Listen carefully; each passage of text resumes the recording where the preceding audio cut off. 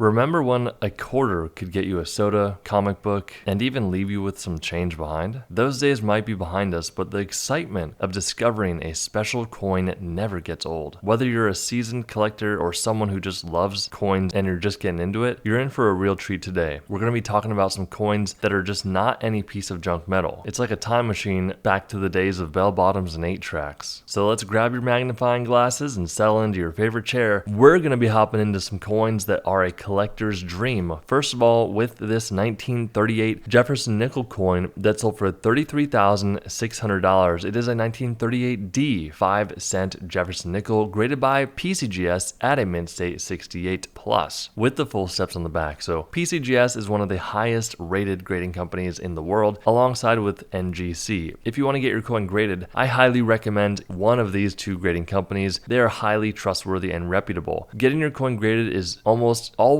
necessary when it comes to selling these high value coins because they are authenticating and grading the condition of the coin. There are way too many scams and con artists out there that are trying to get these coins into holders and trying to authenticate them when in reality they are just fakes. People are getting scammed and ripped off every day. You do not want that to be you. If a good rule of thumb is that if a deal is too good to be true, it probably is. I know that sounds very basic and normal, but guys, the scams I hear about daily are people that are just thinking they're getting the deal of a lifetime when in reality all they're getting is scammed. So why did this coin sell for $33,600? Here's why. So if you're looking on the back of the coin, on the right hand side you will see a D mint mark standing for the Denver mint where this coin was produced. Depending on how many coins were produced for a specific mint can dictate the value of the coin. A big factor here is going to be that grade. So just an FYI, Monticello, that building, was Jefferson's home. Above the word Monticello you'll see some full steps. Now those full steps are the highest point on the coin. They get worn down the quickest, and during the minting production they're the hardest area to strike. So if you have a full stepped coin like this one, it can increase the value quite a bit. Do note that companies like NGC and PCGS will not designate your coin as a full stepped coin if it is below the mint state grade. So a mint state grade is anywhere from 60 to 70. This is a 68 plus. Don't get your hopes up. This high of a grade is very challenging to get. Just think about it. If it was easy to get, then everyone would be having these 68 grades and they would not be worth as much money. It is really meant for the top of the top coins that are in really good condition. You really have to get another set of eyes on your coin to see how much it's really worth. But collecting coins like this is so much fun, even if it's not in this high of a grade. But to get this high of a graded coin in your collection, this really is a collector's dream because it sold for $33,600. $108,000 for this 1944 1-cent coin. So back in the day, the US needed bronze for ammunition. So in 1943, they transitioned into a zinc-coated steel cent coin. That is why all the 1943 coins you see will be looking like this. However, this is a 1944. So in 1944, they transitioned it back into the bronze planchet, which should have happened here. However, this is an error. It was accidentally struck on a zinc-coated steel planchet, which is why there's a huge price tag on this coin of $108,000. PCGS graded this coin at a 64, which is a phenomenal grade for this coin. The popularity of the 43 and 44 coin really came to fruition when Henry Ford, the designer of the Ford automobiles, put out an ad saying that he would give a free car away to anyone that would supply him with a rare 1943 bronze cent planchet coin. But I digress. If you come across a really rare coin like this, you have to get it certified, but first have it looked at by a professional. Whether that's me and my team or someone else that's trustworthy, just find someone that you can really trust because there are people every single day, I can guarantee you, that are getting scammed and ripped off for their really rare coins that they're coming across. Please keep in mind, a lot of the time you're not going to have a rare coin. So if 3 different coin shops tell you, hey, your coin is not rare and valuable, it's best to believe them and go on to the next coin and just have some fun. Once again, $108,000 for that one. We'll be brief on this one, but it also sold for $108,000. This is a genuine 50-cent piece. It's a Kennedy half dollar graded by PCGS at a specimen 67. It's a 1964 coin. All you gotta know is that if you come across a really rare coin like this and it looks just like this, which is a special mint set coin, then you could be in for a treat because it sold for $108,000. In the US, before the Roosevelt dime, we had the Mercury dime. That is a side profile of Liberty with a winged cap on. A very collectible coin, especially the 1919S. This is a key date and very challenging to get in this high of a grade. Just understand that if you have have this beautiful coin in this type of condition and it's a 1919S, you have a really, really rare coin. This one sold for $132,000. One of my favorite types of coins. This is a Buffalo nickel. So before the Jefferson nickel, the US was producing these in mass quantities. This 1916 Buffalo nickel sold for $138,000 because it has what we call a doubled die obverse. So a double die obverse happens during the minting process when an error happens on the hub that strikes these coins. The biggest area on this coin is going to be that date. So look down at the date, you can see some pretty clear and apparent doubling. Now be very careful because there are some bad actors out there that will see a video like ours and try to replicate or scam someone thinking that they have a 1916 double die obverse. You also have to have a really high grade. This one got the Mint State 63 grade, which is in the lower category of the Mint State conditions. You have 60 all the way to 70, but still a very, very beautiful coin. You can see some toning coloration going on with the brown at the top and the orangish yellow at the bottom left area. Just a really nice coin, and it sold for $138,000. Last but not least, we have a coin that sold for $336,000. This is the coin type that Henry Ford was looking for. He said, hey, I'll give you a completely free car if you can get this coin for me. It just goes to show the level of magnitude of how popular these coins got, because it really sparked the interest of a lot of collectors out there. If they were able to get a free car for this specific coin, nowadays it could easily buy a super nice house because it sold for $336,000, even though it was graded at an AU50, which means about uncirculated, which tells me this coin was actually passing people's hands back in the day before someone recognized it and said, hey, this is a very rare coin, let's keep it to the side. And what they did eventually is they passed it on to a friend or another collector, and they were able to sell it for $336,000. If you enjoyed this video, make sure to pick up our completely free Collector's Coin and Currency ebook down below, and we will see you in the next one.